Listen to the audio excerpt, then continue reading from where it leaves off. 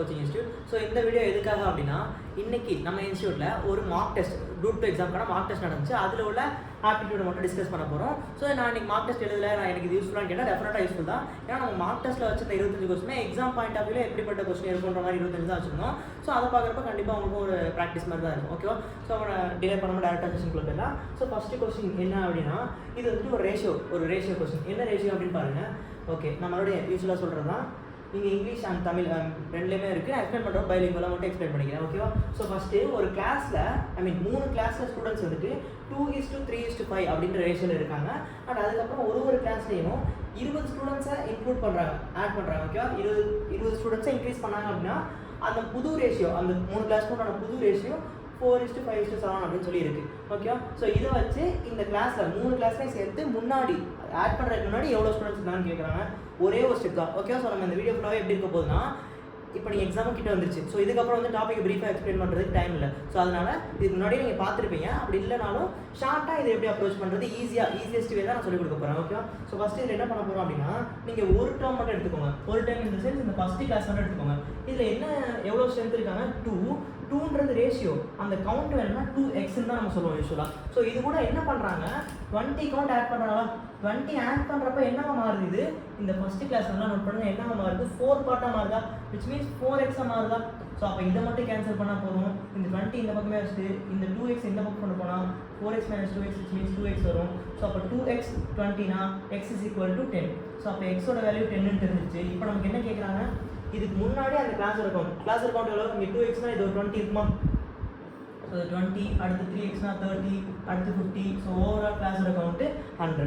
ஓகேவா? ஸோ இது ரேஷியோட டீப்பான கான்செப்ட்லாம் வந்துட்டு இன்னும் வேறன்றதோட இதே தான், இன்னும் டீப்பாக போகணும். இப்போ லாஸ்ட் பிட்டுன்றதுனால நான் வந்து ஷார்ட்டாக மட்டும் என்ன தேவையோ அதை மட்டும் எக்ஸ்பிளைன் பண்ணுறேன். ஓகேவா? ஸோ இந்த கொஸ்டின் புரிஞ்சிருக்குன்னு நினைக்கிறேன். ஸோ அப்போ ஆன்சர் வந்து என்ன? 100. சாரி, நெக்ஸ்ட் கொஸ்டின் வந்துட்டு ஒரு alligation and mixture concept. Okay, என்ன அலிகேஷன் அண்ட் மிக்சர் கான்செப்ட் அப்படின்னா,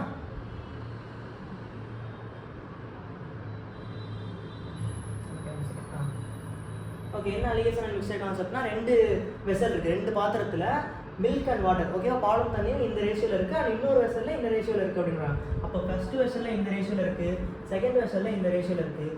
அப்போ ரெண்டுலேயும் சேர்த்து என்ன ரேஷியோ? இது ரெண்டையும் ஒன்றா மிக்ஸ் பண்ணுறாங்க. இந்த ஃபஸ்ட்டு வெசலையும் செகண்ட் வெசலையும் ஒன்றா மிக்ஸ் பண்ணாங்கன்னா கிடைக்கக்கூடிய, அதாவது புதுசாக ஒரு வெசல், இப்போ ஃபஸ்ட்டு ஒரு வெசல் அதில் பாலும் தண்ணியும் இந்த ரேஷியோவில் இருக்குது, செகண்ட் ஒரு வெசல் பாலும் தண்ணி இந்த ரேஷியோவில் இருக்குது. இப்போ ரெண்டையும் ஒன்றா மிக்ஸ் பண்ணுறப்போ புதுசாக கிடைக்கக்கூடிய மிக்சரோட மில்க் அண்ட் வாட்டரோட ரேஷியோ என்னன்னு கேட்குறாங்க. அப்போ நம்ம ஜஸ்ட் என்ன மட்டும் பண்ணால் போதும் அப்படின்னா, 2 மில்க், இதில் இருக்கக்கூடிய மில்க் கண்டென்ட், இதில் இருக்கக்கூடிய மில்க் கண்டென்ட், அண்ட் இதில் இருக்கக்கூடிய வாட்டர் கண்டென்ட், இதில் இருக்கக்கூடிய வாட்டர் கண்டென்ட் மட்டும் ஆட் பண்ணி அது ரேஷியோ எடுக்கணும். அது எப்படி எடுப்பேன்? இதில் மில்க் கண்டென்ட்னா நான் வெறும் 3 மட்டும் சொல்லக்கூடாது, இந்த டோட்டல் 5 பார்ட்டில் 3.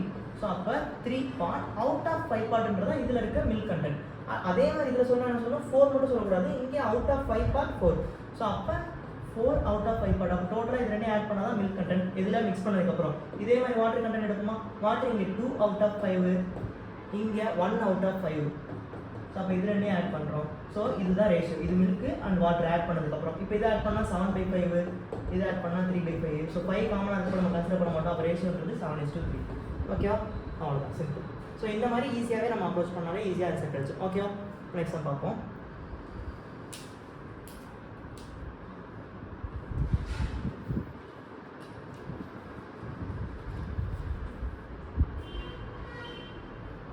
நெக்ஸ்ட் சம் பர்சன்டேஜ் வேல்யூ, ஈஸியான பர்சன்டேஜ். ஓகே, எப்படி? ஃபஸ்ட்டு என்ன கேட்குறாங்க, ஒரு நம்பரோட 300% 120 கொடுத்துட்டாங்க, அந்த நம்பரோட 60% என்னன்னு கேட்குறாங்க.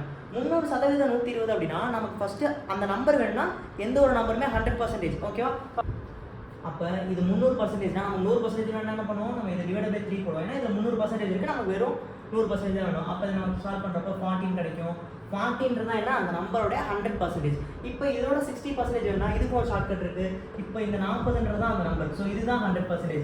இதில் 60% வேணா நான் என்ன பண்ணுறேன், இதோட 50%ன்றது இதில் பாதி, ஏன்னா 100ஓட பாதி தானே 50. ஸோ அப்போ இதோட பாதி 20, அண்ட் இதோட 10%ன்றது 100% பார்ட்டியா. ஸோ 10ன்றப்போ ஒரு 0 கட்டாதா. ஸோ அதே மாதிரி இதில் ஒரு 0 கட்டானா 4ன்றதா 10%. இது ரெண்டே ஆட் பண்ணாதான் 60. ஸோ 20 + 4 24ன்றது தான் 60%. ஸோ இந்த மாதிரி தான் நம்ம இந்த செஷன் ஃபுல்லாக இருக்கும் போது நான் அதில் வந்துட்டு பிரேக்காக போக மாட்டேன். அதில் எப்படி ஈஸியஸ்ட் வே அதை தான் சொல்ல போகிறேன். ஓகேவா? ஸோ அப்போ இதுக்கு ஆன்சர் 24. நெக்ஸ்ட் கொஸ்டின் போகலாமா? Next question. Yes. So next question என்ன, ஷாரான்றவங்க அவங்க ஸ்கூலில் ஒரு ஃபெஸ்டிவலுக்காக கேக் பேக் பண்ணுறாங்க. அவங்க வாங்கின ப்ரைஸ், அதாவது அதோட அடக்க விலை காஸ்ட் ப்ரைஸ் 55. இப்போ அவங்க 25 கேக்கை விற்கிறாங்க. அப்படி விற்கிறப்போ ஒரு கேக்லேயும் 11 rupees ப்ராஃபிட் கிடைக்குது. ஓகேவா? ஸோ அப்போ செல்லிங் ப்ரைஸ் அப்படின்றது ஓவரால் கேக்கோட செல்லிங் ப்ரைஸ் கேட்குறாங்க. இது ப்ராஃபிட் கிடையாது, ப்ராஃபிட் பர்சன்டேஜ் என்னன்னு கேட்குறாங்க. இப்போ செல்லிங் ப்ரைஸ்னால் ஃபஸ்ட்டு 1 பீஸ்க்கு என்னென்னு கண்டுபிடிங்க. ஃபஸ்ட்டு ஒரு கேக்கோட அடக்க விலை எவ்வளோ 55, கிடைக்கக்கூடிய ப்ராஃபிட் 11னா இது ரெண்டையும் சேர்த்து 66ன்றதான் என்னது செல்லிங் ப்ரைஸ். எதோடது? ஒரு பொருளோடது. ஸோ பெர் கேக்கோட செல்லிங் ப்ரைஸ் 66. இங்கே எவ்வளோ கேக் விற்கிறாங்க? 25 கேக் விற்கிறாங்க. அப்போ அதோட காஸ்ட் ப்ரைஸ் என்னன்னா 66 × 25. ஸோ இதை மல்டிபிள் பண்ணுறதுக்கு நான் ஒரு ஷார்ட்கட் சொல்லியிருக்கேன். என்ன ஷார்ட்கட் அப்படின்னு பார்த்தீங்கன்னா, இந்த 25ன்றப்ப நம்ம டேரெக்டாக 2 0 இந்த 66ஓட 2 0 ஆட் பண்ணி இதை 4 ஆல் டிவைட் பண்ணால் போதும். அதுக்கு ரீசன் என்னன்னா, இந்த 25 நான் 100/4 எழுதலாம். ஸோ அப்போ 100ன்றப்ப 2 0 ஆட் பண்ணிக்கலாம், டிவைட் பை 4. அப்போ கேன்சல் பண்ணால் 1 டைம், 26ன்றப்ப 6 டைம், அகைன் 20ன்றப்ப 5 டைம். ஸோ 1650ன்றதான் மொத்தம் 25 பீஸோட செல்லிங் ப்ரைஸ். அப்போ செல்லிங் ப்ரைஸ் தெரிஞ்சுனாலே இதுலேருந்தே நமக்கு தெரியும் இதில் இருக்க ஒரே செல்லிங் ப்ரைஸ் இதுதான். ஸோ இந்த 1650ன்றது ஒரே ஆப்ஷனில் தான் இருக்குது. ஸோ அப்போ இதுதான் கரெக்டு. பட் இருந்தாலும் நம்ம ஆன்சர் ஒரு டைம் செக் பண்ணிக்கணும் அப்படின்னு நினச்சோம் அப்படின்னா, இந்த 20% கரெக்டாக இல்லைன்னு செக் பண்ணிக்கணும். ஏன்னா இங்கே 4வது ஒரு ஆப்ஷன் இருக்குது, இதுவாக கூட இருக்கலாம்னு தோணுச்சு அப்படின்னா நீங்கள் அடுத்த ஸ்டெப் போங்க. பட் இல்லை எனக்கு இது ஓகே அப்படின்னா இந்த ஒரு ஆப்ஷன் இருக்க போய் நம்ம சூஸ் பண்ணிக்கலாம். பட் இருந்தாலும் சேஃப் நம்ம செக் பண்ண என்ன பண்ணணும், 20% ப்ராஃபிட் பர்சன்டேஜ் 20% தான் செக் பண்ணணும். அது எப்படி செக் பண்ணணும்? அதுக்கு நமக்கு காஸ்ட் ப்ரைஸ் தெரியணும். ஏன்னா நம்ம லாபமாக இருந்தாலும் சரி நஷ்டமாக இருந்தாலும் சரி காஸ்ட் ப்ரைஸ் கண்டுபிடிக்கணும். அப்போ காஸ்ட் ப்ரைஸ் ஃபஸ்ட்டு எவ்வளோ? 55 ரூபா. அப்போ 25 பொருளுக்குனா × 25.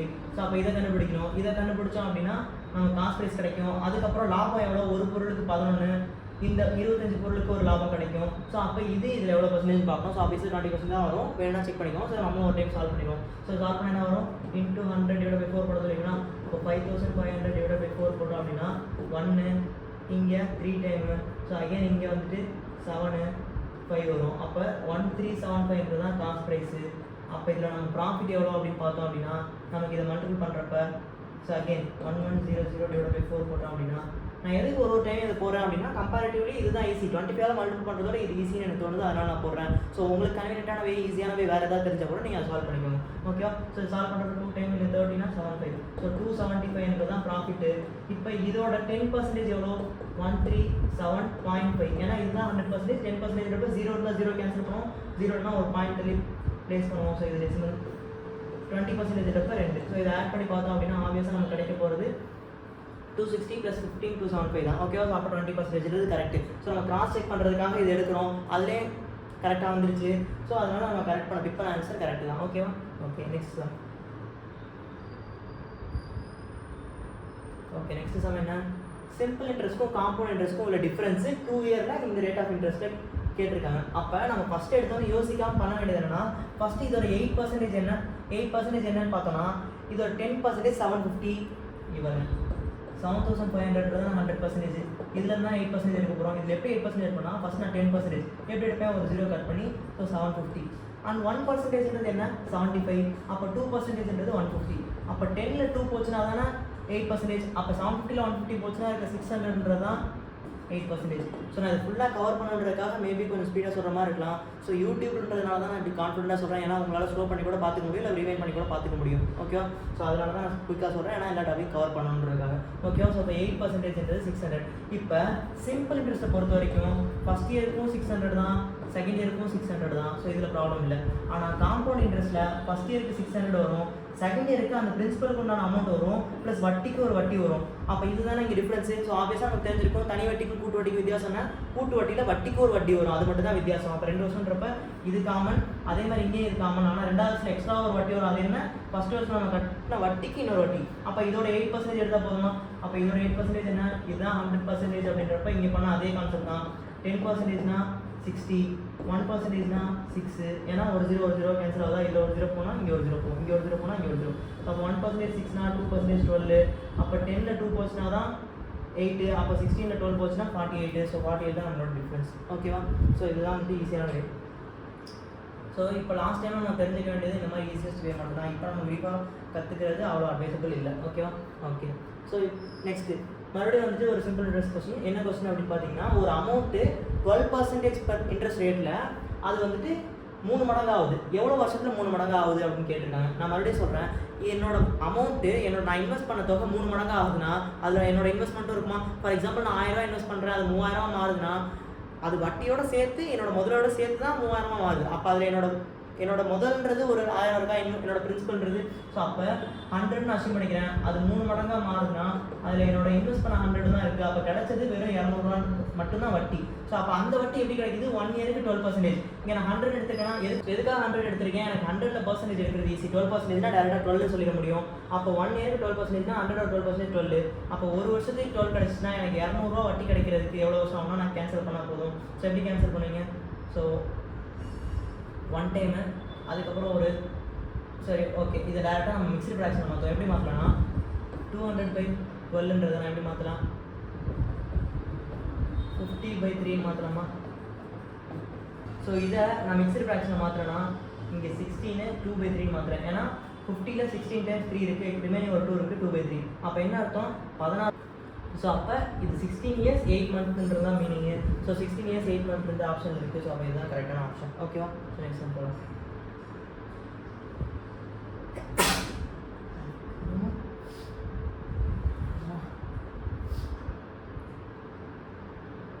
ஸோ அப்போ நெக்ஸ்ட் கொஸ்டின் என்ன கேட்டிருக்காங்க? எகெயின் இதுவும் அதே மாதிரி சேம் கொஸ்டின் தான். என்ன பண்ணியிருக்காங்க? இங்கேயும் அதே மாதிரி ஒரு அமௌண்ட் 3 மடங்காக மாறுது, ஆனால் இன்ட்ரெஸ்ட் ரேட் 20% மாற்றினா எவ்வளோ வருஷம் எடுத்துக்குன்னு கேட்டிருக்காங்க. அப்போ இங்கேயும் அதே கான்செப்ட் தான். என்னோட பிரின்சிபல் 100னா 300 மாறுறப்ப அதில் என்னோட 100ன்றது பிரின்சிபல் இருக்கும். அப்போ எனக்கு கிடைச்ச வட்டின்றது வெறும் 200 மட்டும்தான். அப்போ ஒரு வருஷத்துக்கு 20 ரூபா கிடச்சுன்னா 200 ரூபா கிடைக்கிறதுக்கு டேரெக்டாக 10 வருஷம். ஸோ 10 வருஷன்றது தான் ஆன்சர். ஓகேவா? Okay, next question. ஓகே, ஒரு கூட்டு வட்டி, அதாவது ஒரு காம்பவுண்ட் இன்ட்ரெஸ்ட்டு 2 வருஷத்தில் 672 இருக்குது, அதே 3 வருஷத்தில் 714 ஆயிடுச்சுன்னா அதோட ரேட் ஆஃப் இன்ட்ரெஸ்ட் என்னன்னு கேட்குறாங்க. அப்போ ரேட் ஆஃப் இன்ட்ரெஸ்ட் என்னன்னு எப்படி கால்குலேட் பண்ணலாம்னா, இப்போ காம்பவுண்ட் இன்ட்ரெஸ்ட் அதாவது கூட்டு வட்டியை பொறுத்த வரைக்கும் நம்ம இப்போ ஒரு வருஷம் முடியுதுன்னா அந்த வருஷம் எண்டில் வட்டியோட சேர்த்து எவ்வளோ தொகை இருக்கும் அதுதான் வந்துட்டு பிரின்சிபலாக எடுத்துப்போம். ஃபார் எக்ஸாம்பிள் நான் 1000 ரூபா இன்வெஸ்ட் பண்ணுறேன், எனக்கு 100 ரூபா வட்டி கிடைக்குதுன்னா 2வது வருஷத்துக்கு போகிறப்ப என்னோட 1100ன்றதான் என்னோட பிரின்சிபல். ஏன்னா நம்ம வந்துட்டு வட்டிக்கும் ஒரு வட்டி கால்குலேட் பண்ணோம்னா அப்போ வட்டியோட சேர்த்து 1100ன்றதான் பிரின்சிபல். அப்படி எடுத்துக்கிட்டோம் அப்படின்னா 2 வருஷத்தில் அமௌண்ட்ஸ் டூனா இது என்ன அர்த்தம்? வெறும் காம்பவுண்ட் இன்ட்ரெஸ்ட் கிடையாது. அமௌண்ட்ஸ் டூனா வட்டியோட சேர்த்து முதலும் சேர்ந்து இருக்குது. அப்போ இந்த 672ன்றதான் 2 பிரின்சிபல். அப்போ இதுலேருந்து எவ்வளோ மாறுது அப்படின்னா எவ்வளோ நமக்கு வட்டி மட்டும் கிடச்சிருக்கு அப்படின்னு பார்த்தோன்னா இதை மைனஸ் பண்ணுவோமா? ஸோ 704லேருந்து இது எவ்வளோ இருக்குன்னு பார்த்தோம் அப்படின்னா இங்கே 28, அங்கே ஒரு 14, ஸோ 42 இருக்குது. ஓகேவா? ஸோ அப்போ டிஃப்ரென்ஸ் 42. அப்போ 42 ரூபா தான் வட்டி. அப்போ அந்த 42 ரூபான்றது எதுலேருந்து எடுத்திருப்பாங்க? இதில் எவ்வளோ பர்சன்டேஜ் கண்டுபிடிச்சா போதும். ஏன்னா இதுதான் 2 இயர் எண்டில். அப்போ இந்த 42ன்றது இதில் எவ்வளோ பர்சன்டேஜ் கண்டுபிடிச்சா அதுதான் இன்ட்ரெஸ்ட் ரேட். ஓகேவா? ஸோ அப்போ சிம்பிளாக இதுலேருந்து இது எவ்வளோ பர்சன்டேஜ் பார்க்கணும்னா எதுலேருந்து பர்சன்டேஜ் பார்க்குறோமோ அது பேஸ்லையும் எது எடுக்கணுமோ அது நியூமரேட்டர்லேயே வச்சு இன்டூ 100 பண்ணால் பர்சன்டேஜ் கிடச்சிரும். அப்போ இது 7 டேபிள் இருக்குன்னு பார்த்தாலே தெரியுது. அப்போ இது 6 டைமு, சாரி 6 டேபிளில் ஃபஸ்ட்டு கேன்சல் பண்ணுவோம். இது 7 டைமு, இங்கே 1 1 2 டைமு, அண்ட் இதை கேன்சல் பண்ணோம் அப்படின்னா இங்கே 1 டைமு. நெக்ஸ்ட்டு இங்கே வந்து எத்தனை டைம் இருக்குது? 42ன்றப்போ 6 டைமு. ஸோ 100/6ன்றது 16ன்றது 50/8 மாறும், 25/4 மாறும். 25/4னால நமக்கு தெரிஞ்சிடும் 6.25 அப்படின்றது. ஸோ அப்போ இதோட இன்ட்ரெஸ்ட் ரேட் என்ன? 6.25. ஓகேவா? நெக்ஸ்ட் ஓகே, 3 பேர் வந்துட்டு தனித்தனியாக ஒர்க் பண்ணாங்கன்னா 8 நாள்லேயும் 12 நாள்லேயும் 16 நாள்லேயும் முடிப்பாங்க. இப்போ ஏவும் சியும் சேர்ந்து ஒரு 2 நாள் ஒர்க் பண்ணுறாங்க, அதுக்கப்புறம் சி வெளியில் போயிடுறாரு, பி சேர்ந்தாருன்னா மீதி இருக்க ஒர்க்கை ஏவும் பி சேர்ந்து எவ்வளோ நாள் முடிப்பாங்க? இதான் கொஸ்டின். அப்போ நான் ஃபஸ்ட்டு என்ன பண்ணுவேன் அப்படின்னா ஏ வந்துட்டு தனியாக ஒர்க் பண்ணால் 8 நாள்லையும், பி தனியாக ஒர்க் பண்ணால் 12 நாள்லையும், சி தனியாக ஒர்க் பண்ணால் 14 நாள்லையும் முடிக்கிறாங்க. இப்போ இவங்க எல்லாமே முடிக்கக்கூடிய ஒர்க்கு காமன் தான். அந்த டோட்டல் ஒர்க்கு நான் அசீவ் பண்ணுவேன். எப்படி அசீவ் பண்ணுவேன்னா இது எல்லாத்தையும் டிவைட் ஆகிற மாதிரி நம்பர் அசீவ் பண்ணுவேன். டிவைட் ஆகிறதுக்கு பேர் என்ன? எல்சிஎம். ஸோ இது 3 நம்பருக்கு எல்சிஎம் என்னன்னா 48. எதுக்காக அசீவ் பண்ணணும்னா நான் ஒரு நாள் ஒர்க் கண்டுபிடிக்கிறதுக்கு எனக்கு டிவைட் ஆகணும். ஸோ எதுக்காகனா மொத்த ஒர்க்கு 48 இது நம்ம அசீவ் பண்ணிருக்கோம். ஸோ டோட்டல் ஒர்க் 48னா நான் மொத்தமாக 10 நாளில் முடிக்கிறேன். அப்போ ஒரு நாளில் முடிக்கிற ஒர்க்கு எவ்வளோனா டிவைடட் 10 போடுவோமா? அதே மாதிரி தான் இங்கே நான் மொத்த ஒர்க்கு 8 நாளில் முடிக்கிறேன். அப்போ ஒரு நாளில் முடிக்கிறது 48/8 விச் மீன்ஸ் 6. அதே மாதிரி இங்கே மொத்தம் ஒரு 48. பி மட்டும் தனியாக 12 நாளில் முடிக்கிறான்னா அப்போ பி ஒரு நாளைக்கு 4 ஒர்க் பண்ணுறாரு. அதே மாதிரி சி அப்படிங்கிறப்ப சி ஒரு நாளைக்கு 3 ஒர்க். அப்போ இங்கே இருக்கிறது என்னது? இவங்க 3 பேரும் ஒரு நாளைக்கு பண்ணக்கூடிய ஒர்க்கு. ஏவோட 1 டே ஒர்க்கு, பியோட 1 டே ஒர்க்கு, சியோட 1 டே ஒர்க்கு. ஸோ இதெல்லாம் தெரிஞ்சிச்சா? இப்போ கொஸ்டின்குள்ளே போவோம். கொஸ்டின்குள்ளே என்ன கொடுத்துருக்காங்க? ஏவும் சியும் சேர்ந்து 2 நாள் ஒர்க் பண்ணுறாங்க. ஏவும் சியும் சேர்ந்தாங்கன்னா ஒரு நாள் எவ்வளோ ஒர்க் முடியும்? ஏவோட ஒர்க் ஒரு 6, சியோட ஒர்க் 3. ஸோ அப்போ ஒரு நாளில் 9 ஒர்க் முடியும். 2 நாள்னா 18 ஒர்க் கம்ப்ளீட் பண்ணியிருப்பாங்க. அப்போ அப்போ டோட்டல் ஒர்க் 48 இதில் 18 போச்சுன்னா ரிமைனிங் ஒர்க் என்ன 30. இந்த ஒர்க்கை யார் 2 பேர் சேர்ந்து செய்கிறாங்க, பி ஜாயின் பண்ணிக்கிறாரு, ஏவும் பி சேர்ந்து ரிமைனிங் ஒர்க் பண்ணுறாங்க. ஏவும் பி சேர்ந்தால் எவ்வளோ நாள், ஒரு நாளைக்கு எவ்வளோ ஒர்க் முடிப்பாங்க, ஏ ஒரு அதே 6, பி ஒரு 4. ஸோ டோட்டலாக ஒரு நாளைக்கு 10 ஒர்க் கம்ப்ளீட் ஆகும். அப்போ 30 ஒர்க் கம்ப்ளீட் ஆகிறதுக்கு 3 days. ஓகே, அவ்வளோதான் சிம்பிள். நெக்ஸ்ட் ஓகே, ஒரு காரு 100 km/h ஸ்பீடில் மூவ் ஆகிட்டுருக்குன்னா அது ஒரு செகண்டுக்கு எவ்வளோ டிஸ்டன்ஸ் ட்ராவல் பண்ணணும்னு கேட்குறாங்க. இது ஜஸ்ட் மீட்டர்/செகண்டில் மாற்றினா போதும். இந்த ஸ்பீடை மீட்டர்/செகண்டில் மாற்றினா என்ன பண்ணுவோம், இது km/h மீட்டர்/செகண்ட் மாற்றணும்னா டேரெக்டாக 5/18 போடலாம். பட் இருந்தாலும் நான் சொல்கிறேன், மீட்டராக மாற்றுறதுக்கு into 1000, ஹவரை செகண்டாக மாற்றுறதுக்கு into 3600. ஸோ இதை கேன்சல் பண்ணுறப்போ 5/18 வரும். ஸோ அதுக்கப்புறம் இதை கேன்சல் பண்ணுவோம். 500/18 இட்ஸ் மீன்ஸ் 250/9. இப்போ இதை மட்டும் கேன்சல் பண்ணுவோம். இதை கேன்சல் பண்ணோம்னா இங்கே எவ்வளோ டைம் இருக்குது, 2 டைமு அண்ட் தென் 2 9 18 ரிமைனிங் 70 இருக்கும். 70னா எத்தனை டைம்ஸு, 7 டைம். ஸோ 63 வரும். அப்போ 7 வந்துருச்சுன்னா அப்போ இதுலேருந்தே நமக்கு ஆன்சர் எடுத்துலாம். ஏன்னா 27 பாயிண்ட்டில் தானே வருது.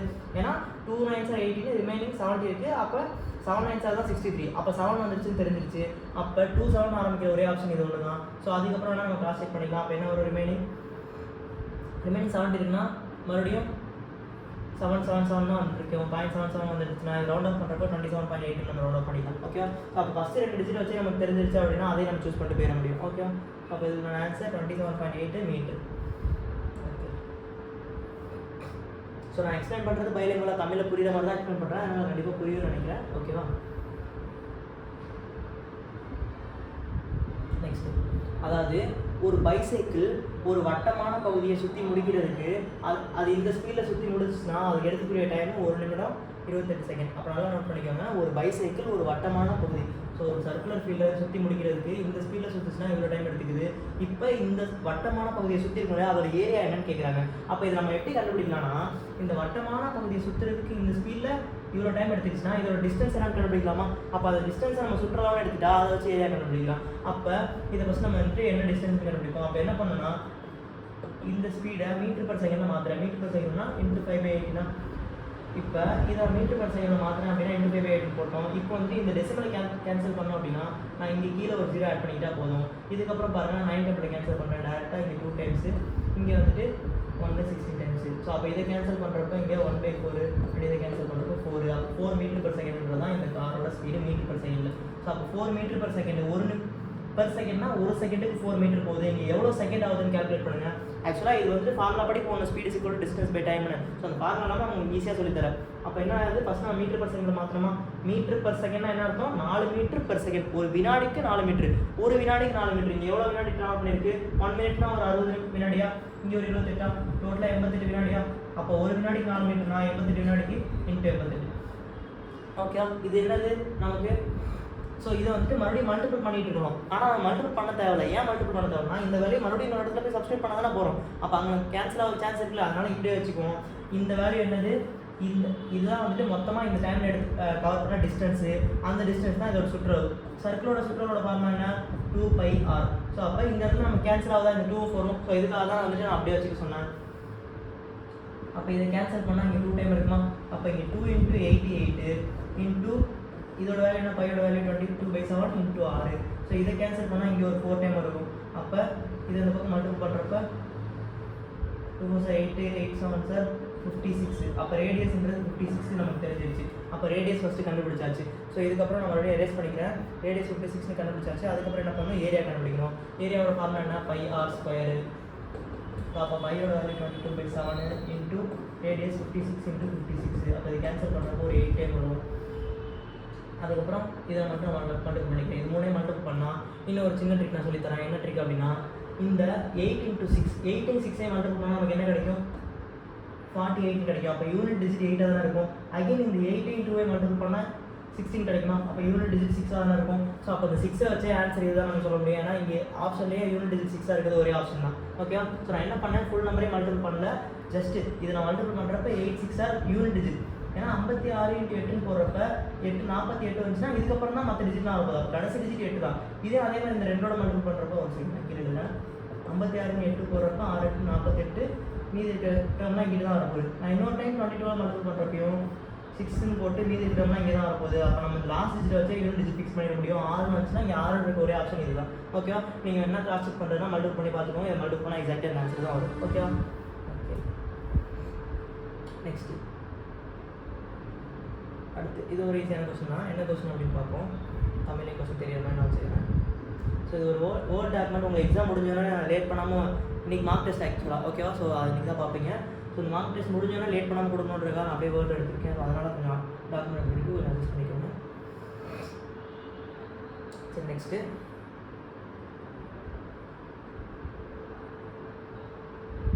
ஓகே, அருண்ன்ற நபர் வந்துட்டு அவர் கணிதத்தில் எடுத்த மார்க்கோட 3ல் 1 பங்கு. ஓகேவா? 3ல் 1 பங்கு அது வந்துட்டு அவர் ஆங்கிலத்தில் எடுத்த மார்க்கோட பாதியை விட 30 அதிகமாக இருக்குது. நல்லா நோட் பண்ணிக்கோங்க. அருண்ன்ற நபர் கணிதத்தில் எடுத்த மதிப்போட 3ல் 1 பங்கு அவர் ஆங்கிலத்தில் எடுத்த மதிப்பெண்ணோட பாதியை விட 30 அதிகமாக இருக்குது. ஓகேவா? ஸோ மேத்ஸில் எடுத்த மார்க்கோட 1/3 வந்துட்டு இங்கிலீஷில் எடுத்த மார்க்கோட ஹாஃபை விட 30 அதிகமாக இருக்குது. அண்ட் ரெண்டுலேயும் சேர்த்து எடுத்த மார்க்கு 240.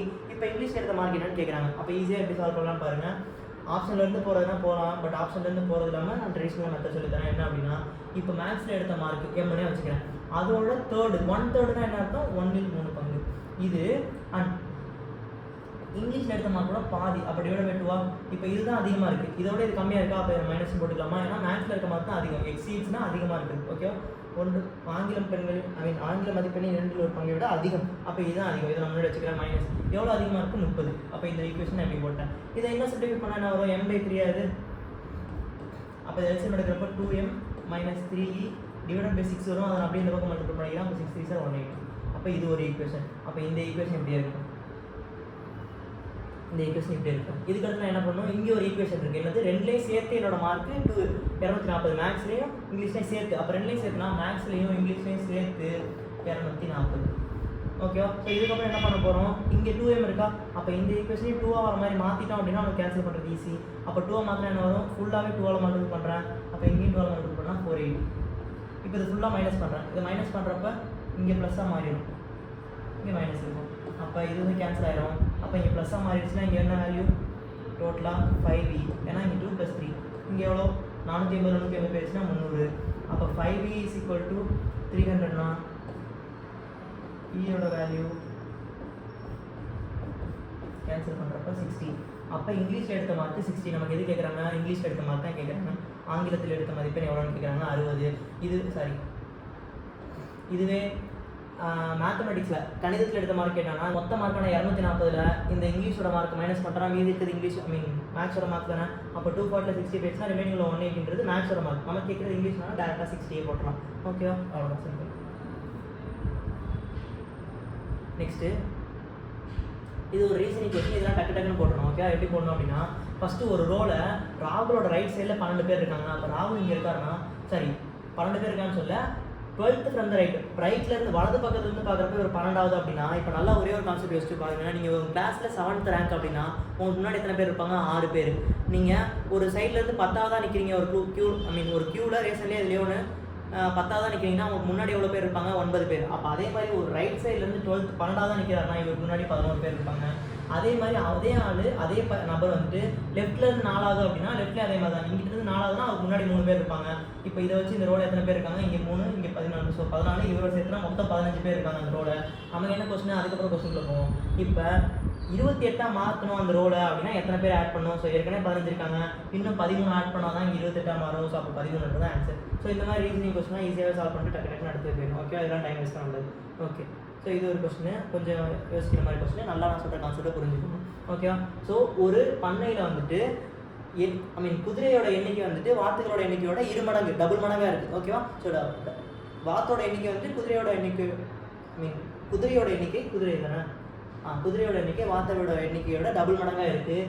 அந்த மொத்தம் அந்த பண்ணையில் இருக்க கால்கள் இருக்கு இல்லையா? ஸோ அதெல்லாம் கவுண்ட் பண்ணுறப்ப 70 கால் இருக்குது. ஓகேவா? நல்லா நோட் பண்ணிக்கோங்க. இப்போ அந்த பண்ணையில் 70 லெக்ஸ் இருக்குது, 70 கால் இருக்குது.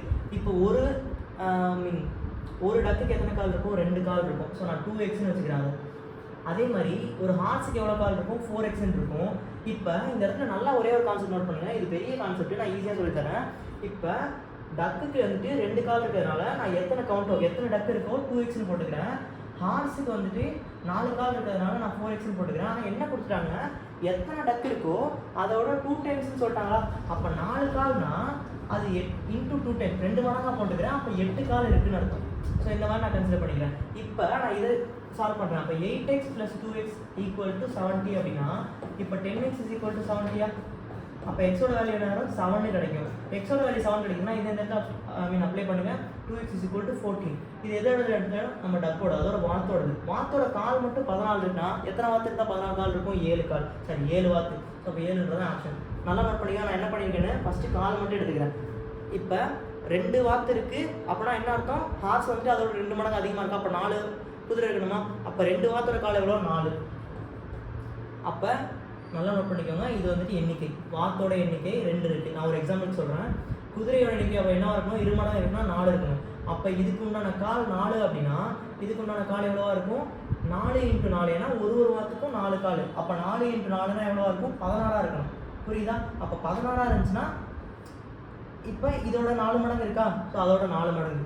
இப்போ இதோட 4 மடங்கு. ஸோ இது எத்தனை வேணால் அஷ்யூம் பண்ணிக்கோங்க, 4 மடங்காக தான் இருக்கும். ஓகே. ஸோ இப்படி கூட எடுத்துக்கோங்க. நீங்கள் ஒரு வாத்துன்னு எடுத்திங்கன்னா 2 குதிரை இருக்குமா, அப்போ இதுக்கு 2 கால்னா இதுக்கு எவ்வளோ கால் இருக்குது, ஒரு குதிரைக்கு 4 கால்னா 8 கால். ஸோ எது எடுத்தாலும் இதோட 4 மடங்கு இருக்கும். ஸோ அதை தான் நான் இந்த கான்செப்ட் எக்ஸ்பிளைன் பண்ணியிருக்கேன். ஓகேவா? ஸோ அது ரேஷியோவாக எடுத்துக்கிட்டாலும் ஓகே, இப்போ ரேஷியோ எடுத்துட்டாலும் ஓகே, இல்லை இந்த மாதிரி கான்செப்ட் எடுத்துக்கிட்டாலும் ஓகே. பட் நான் 14 கால் ஃபைனலாக வாத்தோடு இருக்குன்னா எத்தனை வாத்து இருக்கணும், 7 வாத்து. ஓகேவா? ஸோ 7. ஸோ இந்த மாதிரி ரீசனிங் கொஸ்டினாக வந்துட்டு கொஞ்சம் நம்ம கான்செப்ட் படி புரிஞ்சுக்கணும். ஓகேவா? Next mensuration question. Mensuration question இல்லாமல் கொஸ்டின் பேப்பரே இருக்காது, நம்ம எல்லாருக்குமே தெரியும். ஓகே. இது என்ன கொடுத்துருக்காங்க, ஒரு கோள வடிவ பலூன். ஓகே. ஸோ பலூன் அது வந்து இதில் இந்த பார்க்குறீங்க, பேக்லேயே கொடுத்தாங்க. ஸோ பலூனோட ரேடியன்னா அதோட ஆரம் அது 12 சென்டிமீட்டர்லேருந்து நம்ம ஊதுறப்ப 14 சென்டிமீட்டராக மாறுது. இப்போ முன்னாடி இருந்த சர்ஃபேஸ் ஏரியாவுக்கும் இப்போ உள்ள சர்ஃபேஸ் ஏரியாவுக்கும் ரேஷியோ என்னன்னு கேட்குறாங்க. அப்போ நமக்கு என்ன தெரியும், 2 ரேஷியோ கேட்குறாங்க. ஃபஸ்ட்டு இந்த இதுக்கும் இப்போ இந்த இதுக்கும் ரேஷியோ கேட்குறாங்க. So ratio 1 ratio 2. இது எதோட ரேஷியோ, எதுக்கு இதுக்கான ரேஷியோ, ஃபஸ்ட்டு இது ஊதுறதுக்கு முன்னாடி உண்டான சர்ஃபேஸ் ஏரியா, இப்போ உள்ள சர்ஃபேஸ் ஏரியா, இது 2க்கும் ரேஷியோ. ஸோ 2க்கும் ஃபார்முலா ஒன்று தானே, ரேடியஸ் தானே மாறும். ஸோ அப்போ 2 ஃபார்முலா நான் எழுதுறேன். 4πr². இங்கேயும் அதே 4πr² தான். ஏன்னா இங்கே வடிவம் மாறுதா, ஓகேவா? ரேடியஸ் மட்டும் தான் மாறுதே தவிர வடிவம் மாறல. அப்போ இந்த வேல்யூ மட்டும் தான் மாறுமே தவிர அதோட ஷேப் மாறல. அப்போ 4π இங்கே அதே வேல்யூ தான் இருக்கும், கேன்சல் ஆயிரும். அப்போ அந்த ரேடியஸ் மட்டும் ரேஷியோ எடுத்தால் போதும். இங்கே உண்டான ரேடியஸ் என்ன, 12 ஃபஸ்ட்டு ஊதுறதுக்கு முன்னாடி. ஸோ 12 அது ஸ்கொயர் பண்ணுறப்ப 12 × 12. அதுக்கப்புறம் எவ்வளோ இருக்குது, 16. ஸோ 16 ஸ்கொயர் பண்ணுறப்ப 16 × 16. ஸோ இது கேன்சல் பண்ணுறப்ப பார்த்தீங்கன்னா இங்கே 3/4 வரும், அதே மாதிரி இங்கே 3/4 வரும். அப்போ 3 × 3 9, 4 × 4 16, 9 × 4 16 தான் ஆன்சர். ஓகேவா? ஸோ அப்போ இதெல்லாம் வந்து டீப்பாக போகாமல் இந்த மாதிரி ஒரு அவுட்லைன் மாதிரி வச்சு வெளியே சால்வ் பண்ணால் சில விஷயம்லாம் கேன்சல் ஆகிடும். அப்போ ஈஸியாக சால்வ் பண்ணிடலாம். ஓகே. ஸோ இந்த மாதிரி எடுத்து பழகிக்கோங்க, இதுதான் ஈஸி. நெக்ஸ்ட்டு ஒரு ஃப்ரஸ்ட்ரம்னா என்ன, ஒரு கோணம் பாதியாக வெட்டின ஷேப். ஓகேவா? ஸோ இது ஒரு கோணம் அப்படின்னா இதை பாதியாக வெட்டின ஷேப்பு ஃப்ரஸ்ட்ரம். அதுக்கு 2 ரேடியஸ் இருக்கணும், அதான் 2 கொடுத்துருக்காங்க. ஓகேவா? இப்போ இதோட ஃபார்முலா என்ன அப்படின்னா ஜஸ்ட் பை டேரெக்டாக மென்சுரேஷன் பொறுத்த வரைக்கும் நான் ஏற்கனவே சொல்லியிருக்கேன், டேரெக்டாக ஃபார்முலா தான். இதெல்லாம் வந்து பெருசாக எதுவும் யோசிக்கக்கூடாது. அந்த மாதிரி 2 இதை ஊதுறப்ப பெருசாகுது, இல்லை வந்துட்டு 2 இதுக்கு ரேஷியோ அப்படின்னா மட்டும் தான் அதில் என்ன யோசிக்க முடியுமோ யோசிக்கணும். டேரெக்டாக கொடுத்தாங்க, டேரெக்டாக ஃபார்முலா. ஸோ இதோட ஃப்ரஸ்ட்ரமோட ஃபார்முலா என்ன, டேரெக்டாக என்ன கேட்டிருக்காங்க, அதோட கர்வ்டு சர்ஃபேஸ் ஏரியா, அதாவது வலைப்பரப்பை காண்கன்னு கூட கேட்டிருக்காங்க. வலைப்பரப்புனா கர்வ்டு சர்ஃபேஸ், அதாவது வெளிப்பக்கமான அதோட ஏரியா பரப்பளவு. ஓகேவா? ஸோ அது ஃபார்முலா என்ன, πl × r + r. இதில் இங்கே சில இடத்துல கேபிட்டல் ஆர் பார்த்து கொடுத்துருப்பாங்க, சில இடத்துல R1 R2 கொடுத்துருப்பாங்க. 2 என்னன்னா 2 ரேடியஸ். ஏன்னா ஃப்ரஸ்ட்ரம்னா இது 2 கோன். அப்போ இது இங்கே ஒரு சர்க்கிள் இருக்கும், இங்கே ஒரு சைஸ் இருக்கும். அப்போ 2 கோன் ரேடியஸ் மாறும் இல்லையா? ஸோ ஆக்சுவலாக ஒரு கோனோட சைக்கிள் இது ஃப்ரஸ்ட்ரம்னா பாதியாக வெட்டியிருப்பாங்க. அப்போ இங்கே ஒரு சர்க்கிள் இருக்கும், அப்போ இது சின்னதாக இருக்கும், இது பெருசாக இருக்கும். 2 கோன் ரேடியஸ் டிஃபர் ஆகும் இல்லையா? ஸோ இது 2 ரேடியஸ் தான் கேட்டிருக்காங்க, நீங்கள் கொடுத்துருக்காங்க. இதை வச்சு நம்ம ஒரு கம்ப்யூட்டர் சர்ஃபேஸ் பார்க்கணும். அப்போ πனா 22/7 × L, அதாவது கொடுத்துருக்காங்களா, இங்கே கொடுத்துருக்காங்க. ஸ்லாண்ட் 8 கொடுத்துருக்காங்களா. ஸ்லாண்ட் 8னா என்ன, இடைக்கான சாய் உயரம்ன்றதான் இந்த L, அது 5 × 2 ரேடியஸ் என்ன, இது ஒரு 4 இது ஒரு 4, 2 ஆட் பண்ணுமா. ஸோ 2 ஆட் பண்ணால் 5. ஸோ அப்போ 22 × 25 / 7. ஓகேவா? ஸோ இதையும் எப்படி நான் மல்டிபிள் பண்ணான்னு சொல்லியிருக்கேன். இந்த 22 × 25 நான் சொன்ன மாதிரி மல்டிபிள் பண்ணீங்க அப்படின்னா 550 கிடைக்கும். ஏன்னா இது 2 0.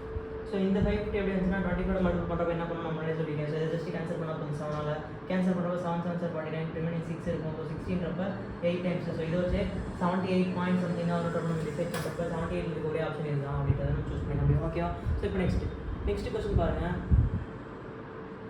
ஒரு அயன் சர்க்கிள் கோன், அதாவது ஒரு கோனோட டயாமீட்டர், அதாவது விட்டமும் அதோட ஹைட்லாம் கொடுத்துட்டு அதை வந்துட்டு உருக்கி அதை வந்துட்டு சின்ன சின்ன ஸ்பெரிக்கல் பாலாக மாற்றணும் அப்படின்னா எத்தனை பாலாக மாற்ற அப்படின்னு கேட்குறாங்க. ஸோ இது நான் ஒரே ஒரு கான்செப்ட் சொல்கிறேன். என்ன கான்செப்ட்னா, நம்மக்கிட்ட ஒரு பக்கெட்டில் ஒரு 100 லிட்டர் வாட்டர் இருக்குது, 100 லிட்டர்ஸ் வாட்டர் இருக்குது. இதை நான் வந்துட்டு ஸ்ப்ளிட் பண்ணுறேன், நிறைய இடத்துல ஊற்றுறேன். இதுலனா சின்ன சின்ன மக்கில் இல்லை சின்ன சின்ன டம்ளரில் ஊற்றுறப்ப நான் எத்தனை டம்ளரில் பிரித்து ஊற்றினாலும் சரி, 50 ஊற்றினாலும் சரி, 50 டம்ளர் ஊற்றினாலும் சரி, 100 டம்ளர் ஊற்றினாலும் சரி, இதில் எவ்வளோ வால்யூம் இருக்குது, 100 லிட்டர். அந்த 100 லிட்டர் தான் நான் மறுபடியும் எல்லாத்துலேயும் ஃபில் பண்ண முடியும். அதை தாண்டி நான் வெளியே ஊற்றுறப்ப 110 லிட்டர் 150 லிட்டர் அப்படி மாற்றி ஊற்ற முடியாதுல்ல.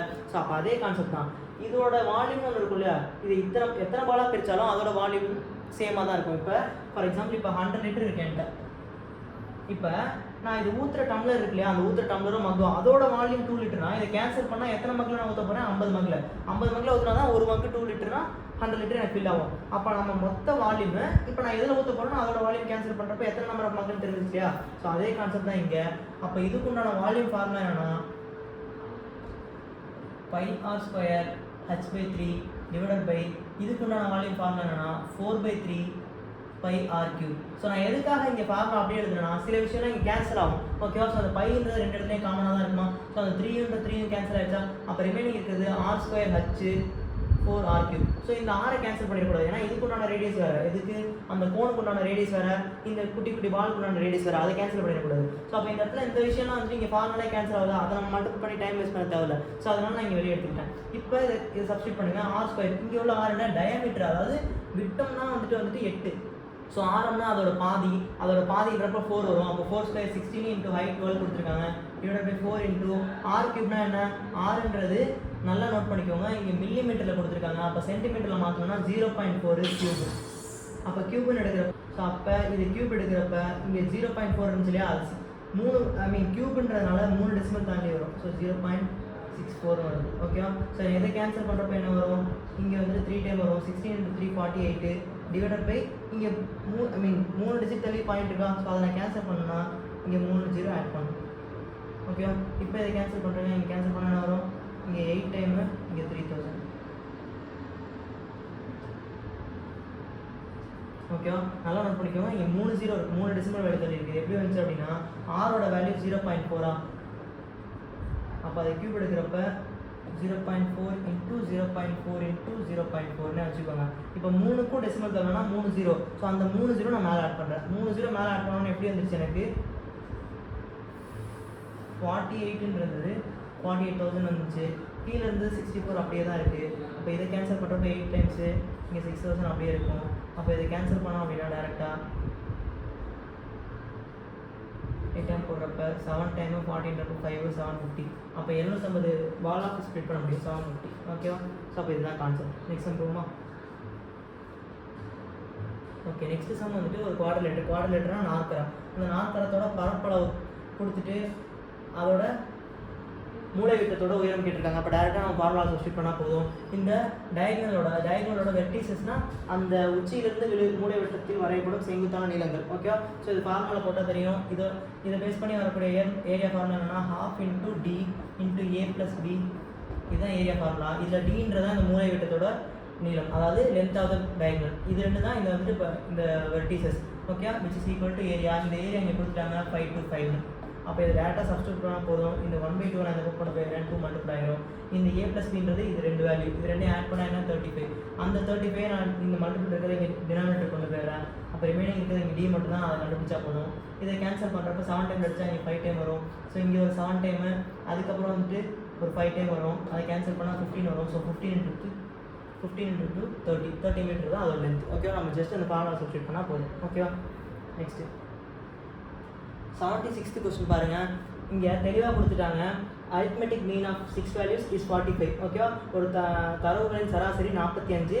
ஒரு வேல்யூ 4ஆல் இன்க்ரீஸ் பண்ணால் ஆவரேஜ் என்ன வரும். அப்போ ஆவரேஜ்னா என்ன, எல்லாத்துக்குலேயுமே ஈக்குவலாக இருக்கிறது ஆவரேஜ். ஸோ எல்லாத்தையும் ஆட் பண்ணி ஈக்குவலாக ஸ்ப்ளிட் பண்ணுறது ஆவரேஜ். இங்கே கொடுக்குறப்பே each value is increase by 4, அதாவது ஒரு தரவும் 4 கூட்டுறோம். ஓகே. அப்போ எல்லாமே 4 இன்க்ரீஸ் ஆச்சுன்னா ஆப்வியஸாக ஆவரேஜ் 4 இன்க்ரீஸ் ஆகும். அப்போ முன்னாடி ஆவரேஜ் எவ்வளோ 45, இப்போ ஆவரேஜ் எவ்வளோ வரும் 41. ஓகேவா.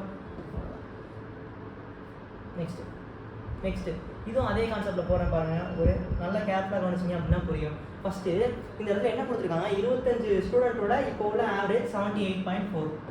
இங்கே என்ன பண்ணியிருக்காங்க, லேட்டாக தான் தெரியுது, இதில் தமிழே சேர்த்து தான் எக்ஸ்பிளைன் பண்ணுறேன். மார்க் தப்பாக என்ட்ரு பண்ணிட்டாங்க. என்னென்னு 96க்கு பதிலாக 69 போட்டாங்க. அப்போ 69 போட்டாங்க, எதுக்கு பதிலாக 96க்கு பதிலாக மார்க் கம்மியாக போட்டாங்களா? அந்த கம்மியான மார்க் நம்ம ஆட் பண்ணால் தானே கரெக்டான ஆவரேஜ் கிடைக்கும். எவ்வளோ கம்மியாக இருக்கான்னு போட்டிருக்கான்னு பார்த்தா இதுல டிஃப்ரென்ஸ் 27. அப்போ 27 மார்க் கம்மியாக போட்டாங்க. அப்போ இந்த 27 ஆட் பண்ணுறப்ப இங்கே மொத்தம் எவ்வளோ பேர் இருக்காங்க? 25 பேர் இருக்காங்க. அப்போ நான் ஏற்கனவே சொல்லியிருப்பேன், ஆவரேஜ்னா எல்லாத்துக்கும் ஒன்று ஈக்குவலாக டிஸ்ட்ரிபியூட் பண்ணுறது தான் ஆவரேஜ். அப்போ இங்கே 27 இருக்குன்னா 25 பேருக்கு எவ்வளோ ஈக்குவலாக டிஸ்ட்ரிபியூட் பண்ண முடியும்? ஃபஸ்ட்டு ஒன்று டிஸ்ட்ரிபியூட் பண்ணுறோம். அப்போ எல்லாத்துக்கும் ஒன்று டிஸ்ட்ரிபியூட் பண்ணோம்னா ஆவரேஜ் 1 ஏறும். அப்போ ஆவரேஜ் எவ்வளோ? 79.4 இருக்கும். இப்போ எல்லாத்துக்கும் ஒரு மார்க் கொடுத்ததுக்கப்புறமும் மீதி எவ்வளோ இருக்கும்? 2 மார்க் இருக்கும். இதை மறுபடியும் 25 பேருக்கு ஸ்பிட் பண்ணுறப்ப இதை கேன்சல் பண்ணோம் அப்படின்னா 0 வரும். இங்கே ஒரு 0 ஆட் பண்ணிக்கிறோம். மறுபடியும் கேன்சல் பண்ண முடியாது. இன்னொரு 0 ஆட் பண்ணோன்னா இது 200. இப்போ கேன்சல் பண்ணுறப்ப 8. மறுபடியும் ஒரு 0.08 ஆட் ஆகும். இப்போ இதை ஆட் பண்ணோம் அப்படின்னா 79.48 வருது இல்லையா? இதுதான் வந்துட்டு இப்போ இந்த மார்க்கை ஆட் பண்ணதுக்குண்டான ஆவரேஜ், அதுக்கப்புறம் உள்ள ஆவரேஜ். ஸோ அப்போ இந்த ஆவரேஜ் ஃபார்முலா படி போட்டிங்கன்னா டேரெக்டாக உங்களுக்கு ஃபார்முலா தெரிஞ்சிருக்கும். Average is equal to summation of x divided by number of x. So இந்த ஃபார்முலா படி போட்டிங்கன்னா எந்த கன்ஃபியூஷன் வர போதில்லை. நீங்கள் டேரெக்டாக ஃபார்முலா சப்ஸ்டியூட் பண்ணால் ஆன்சர் கிடச்சிடும். பட் கான்செப்ட் படி போகணும், சிம்பிளாக முடிக்கணும்னு நினச்சினா இதான் கான்செப்ட். பழைய ஆவரேஜ் இப்போ எக்ஸ்ட்ராவாக நம்ம தப்பாக போட்ட மார்க் 27 கம்மியாக போட்டுருக்கனால நம்ம அதை ஆட் பண்ணால், இப்போ எனக்கு 20 மார்க் கம்மியாக போட்டுருக்கோன்னா எனக்கு ஆட் பண்ணும். ஸோ அதை ஆட் பண்ணால் எல்லாத்துக்கும் காமனாக பிரிக்க முடியும்னா ஒன்றா பிரிச்சோன்னா ஆவரேஜ் 1 இன்க்ரீஸ் ஆகும். ரிமைனிங் ஒரு 2 இருக்கும். அதை காமனாக பிரிக்கிறப்ப இவ்வளோ வரும். ஸோ அதுக்கப்புறம் இவ்வளோ இன்க்ரீஸ் ஆகும். ஸோ இப்போ கரெக்டான மார்க் ஆட் பண்ணதுக்கப்புறம் உன்னோட ஆவரேஜ் இதுதான். ஓகேவா? ஸோ இதுதான் கான்செப்ட். Next okay. ஸோ இப்போ 3 நம்பரோட ஜிசிடி கேட்டுருக்காங்க. அதாவது மிகப்பெரிய நம்பரால் டிவைட் ஆகணும். அதில் டிவைட் ஆகிறப்ப முறையே 2, 3, 4 ரிமைனிங் வரணும். ரிமைனிங்னா இதை டிவைட் பண்ணுறப்ப 2, இதை டிவைட் பண்ணுறப்ப 3, இதை டிவைட் பண்ணுறப்ப 4 ரிமைனிங் வரணும். இப்போ நான் 11 ஒரு நம்பரை 5ஆல் டிவைட் பண்ணுறப்ப எனக்கு 1 வருது. ஸோ அப்போ 11 நம்பரை 5ஆல் டிவைட் பண்ணுறப்ப ரிமைனிங் 1 வருதுன்னா நான் அந்த 1 மைனஸ் பண்ணிட்டேன்னா 10 நம்பர் கரெக்டாக டிவைட் ஆகும். ஸோ அதே கான்செப்ட் தான் இங்கே ரிமைனிங் என்னென்ன வருதோ அதெல்லாம் நான் மைனஸ் பண்ணிக்கிறேன். இதில் 2 மைனஸ் பண்ணிட்டா 60, இதில் 3 மைனஸ் பண்ணிட்டா 75, இதில் 4 மைனஸ் பண்ணிட்டா 105. இப்போ இதெல்லாம் கரெக்டாக டிவைட் ஆகுமா? எந்த நம்பரால? அந்த ஹையஸ்ட் காமன் மல்டிபிளால். ஸோ அப்போ இதுக்கு HCF அதாவது GCD கண்டுபிடிச்சா போதும். GCD கண்டுபிடிக்கிறது நீங்கள் நார்மலாக எப்படி கண்டுபிடிங்க? இந்த ஃபார்மெட்லேயே கண்டுபிடிங்க. இல்லை இந்த நம்பர் எதாவது டிவைட் ஆகும் அப்படின்றது யோசிச்சாலும் போதும். எதாவது டிவைட் ஆகும்னா நம்ம என்ன பார்க்கணும்னா இங்கே யூனிட் டிஜிட்லாம் 5, 0, 5, 5 இருக்குது. அப்போ ஆப்வியஸாக 5, 0 ரெண்டுக்கும் காமனாக உள்ள நம்பர் 5 எண்டானா மட்டும்தான் அது காமனாக டிவைட் ஆகும். ஸோ அப்போ இது 5 எண்டான என்னென்ன நம்பராக டிவைட் ஆகும் பார்த்தீங்கன்னா 5, 15.